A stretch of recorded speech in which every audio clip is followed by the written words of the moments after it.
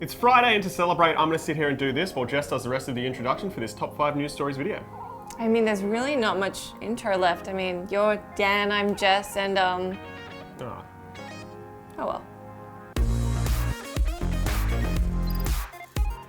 We're going to start a little bit differently this week. Usually I'm the one who talks about shooters, but this week I'm going to throw it over to Jess. Jess, what's happening in PUBG? Because I'm the one who researched the story. Yes, and I did not research this one. Yes, the September update is out now. So what they've done with updates is they used to bring out a whole bunch of updates with like little tweaks and bits and pieces, and then they'd have to roll some stuff back and kind of take player feedback. What they're doing now is having less updates, but they're bigger, and this one really is bigger. Oh yeah? They've added a brand new town. Oh, no way. Yeah. So just in the existing map? Yes, in the existing map. So it's called Kameshki, and it's east of Stalbar, if you're looking for it or want to land there. They're also adding foggy weather, so it's going to be harder to shoot people, obviously, if you're in fog. Sounds really spooky. On top of that, there's a new item. It's a Mini 14 semi-automatic marksman rifle. Okay. Don't know much about guns, but I think that's cool. That's a lot of words. Probably. Sure. The more adjectives, the better. There's also loads of UI and gameplay tweaks, as well as client optimization on low-end PCs in particular. So that's awesome. That's great. That's something that I think PUBG is crying out for. It's just a little bit more optimization, because even on our powerful PC here at work, it will sometimes chug along. Yeah. Not so hot. Yeah, so a couple more things. Idle players aren't going to get battle points anymore, which makes sense. And they're still working on vaulting. So I think you brought up vaulting before. Come on. They are looking to add vaulting. It's not coming in this update. They've said the algorithm is quite complicated because there are so many objects in the game. But they're working on it, and it's an internal process at the moment, but you can expect it's something that's coming. So Nintendo held a direct this week, and even though they announced so many things, it was such a jam-packed direct. All anybody wanted to talk about was Mario's nipples. I've got them as my phone background because he's fantastic. Mario's shirtless in Super Mario Odyssey. You can dress him up however you want. I'm personally waiting for a Tingle outfit, because if I can't dress Mario up as the fairy child man from The Legend of Zelda, then, you know, why even make the game? I mean, as one of our friends said, I think the most upsetting thing about this whole saga is now people are using the word nipple all the time, which is just not a great word. Talking about Mario in relation to nipples. But that's because there's a photo mode in Super Mario Odyssey that you can take snaps, happy snaps of Mario when he's doing all kinds of stuff, throwing his cap, doing a cool jump. They also shared some new worlds that look really, really cool, and also showed off some of the existing stuff. There was so much more. There's way more. We can't spend all of our time talking about Super Mario as much as I'd love to. What? No, I mean, that wasn't really like all the massively breaking news. The massively breaking news was that Doom and Wolfenstein are coming to Switch. That's huge. It is huge because Nintendo consoles are, especially the Switch, isn't currently really supporting like gory, intense shooters. Yeah, but also not big third-party releases that are coming out on the other platforms, you know, around the same time. I mean, that's to say Wolfenstein. Except for Skyrim. Oh, and Skyrim. Skyrim's obviously, but Skyrim's been out for what, 6 years? But these are Doom came out last year, and Wolfenstein is coming out on October 27th this year. Yeah, so but it's not coming to Switch until next year, Wolfenstein. No, it's not. And Doom will arrive on Switch this holiday season. Yeah, and it looks like Doom from the 17 seconds we saw. They didn't show very much. But Bethesda seems to be supporting the Switch wholeheartedly, which is great, which hopefully brings in more third-party developers to really want to support that handheld. Yeah. It's Eddie Maku.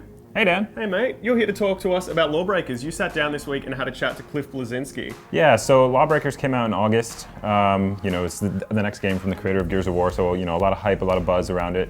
It had some, pretty good reviews, a lot of positive critical reception, but the player base kind of, fell apart after, not very long. For example, I tried to get a game on PS4 the other day here in Australia, and I was in matchmaking for about 45 minutes, didn't get a single game. Which is unfortunate, and obviously we're in a bit of a different situation here in Australia. But the big takeaway from my interview with Cliff was just the fact that he's aware that the player numbers are very, very low, and he was very humble and candid, speaking about that, which is not something that he always comes across. When you might see his interactions online, and that was the other thing too.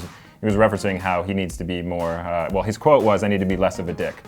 So you can read into that however you want. But, you know, Bleszinski, the developer of Lawbreakers, is conducting a lot of, they're putting out a lot of new updates and expansions, you know, to try to keep people coming to the game. There's, you know, new maps coming, new balance changes, a new ranked mode. There's also a new onboarding experience, which is what he really wanted to make a point to say that this is the thing that will help people, you know, get into the game, or lapsed players, you know, bring them back. Because I think a lot of the, based on my time with the game, I wasn't exactly sure what I was doing in my specific role. So I think this new onboarding experience is going to try to help that out.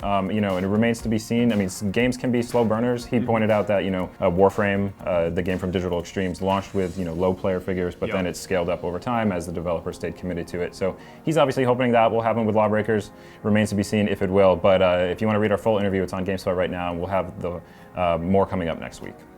This isn't something we normally cover because it happened a couple of weeks ago. There was a huge kerfuffle about Half-Life 3, Half-Life 2, Episode 3. The script came out. Mark Laidlaw just published like a synopsis of what it was going to be.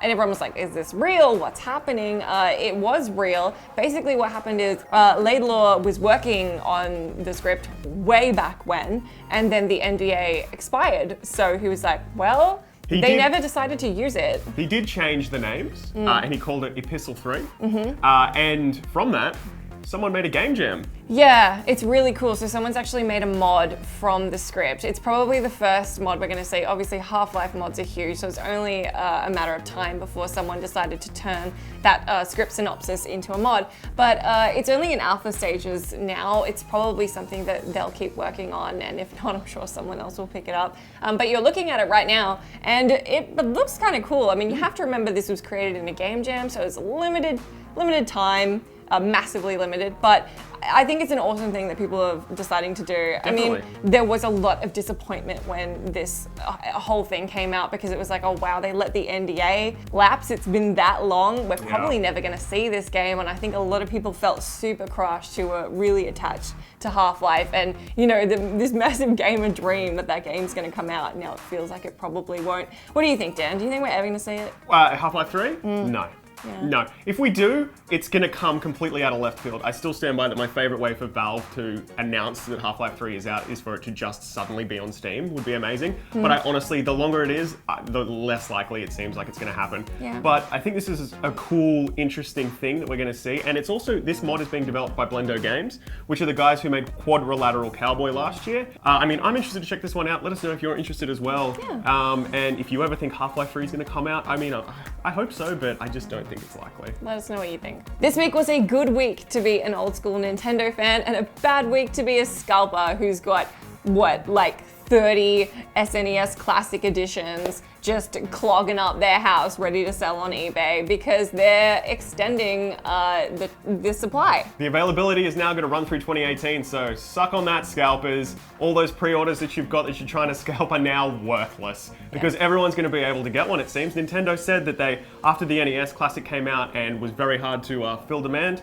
they were going to increase supply for the SNES, and it was still outstripping, the pre-orders were still outstripping their supply. So they were like, you know what, we're going to extend it into 2018 so that everyone who wants to get one can get their hands on them. Yeah. And that's not all that they did. And the other really cool thing is that the NES Classic Edition is coming back as well. So if you missed out on that one, I know they sold out insanely quickly. There will be more units, so you'll be able to pick one up. Nintendo were super adamant that you should not be paying more than the, I think, $90 that they're going for. And yeah, it seems like they've really delivered on that. I mean, there was always going to be limited supply, but it seems like they can tell that there's demand and they want to get those consoles in your hands if you want to pick them up. Absolutely. Similar story to the Switch. So that's really nice. It's a happy ending. It's a good one, yeah. Thanks, Nintendo. Yay. That is everything we've got for you guys this week. Thanks so much for sticking with us. As always, do leave us your comments down in that comment box, and make sure you have a good weekend. Yeah, definitely. We'll see you guys on Monday. Bye. This week was a good week to be a fan. Look at the What kind of week was this week, Jess? Well, this week was a good week. Oh boy. Here's your bloop. This week was a good week to be an old school